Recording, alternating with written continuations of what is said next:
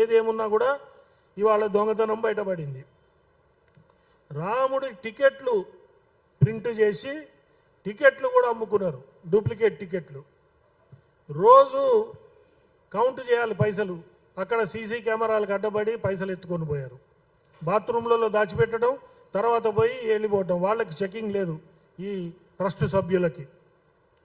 అదేవిధంగా ఈ పైసలన్నీ తీసుకుపోయి వాళ్ళు బయట అయాషీలు చేయటం, పెద్ద పెద్ద విల్లాస్ కొనుక్కోవటం, స్టాక్ ఎక్స్చేంజ్ల్లో ఇన్వెస్ట్మెంట్ చేయటం, ఇట్లాంటి కార్యక్రమాలు కూడా చేశారు.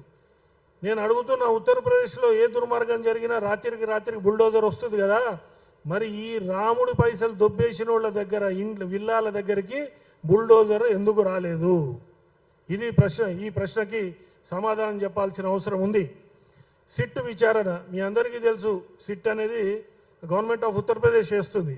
వాళ్ళు గవర్నమెంట్ ఎట్లా తలుచుకుంటే అట్లనే సిట్ రిపోర్ట్ ఉంటుంది, కానీ దీనివల్ల ఎటువంటి లాభం లేదు. అందుకని దీనికి ఒక సిట్టింగ్ సుప్రీంకోర్టు జడ్జి ద్వారా దీన్ని విచారణ చేయించడం, సిబిఐ ఎంక్వైరీ చేయడం, ఇట్లాంటివి చేయాలని చెప్పి కూడా మేమందరం డిమాండ్ చేస్తాం.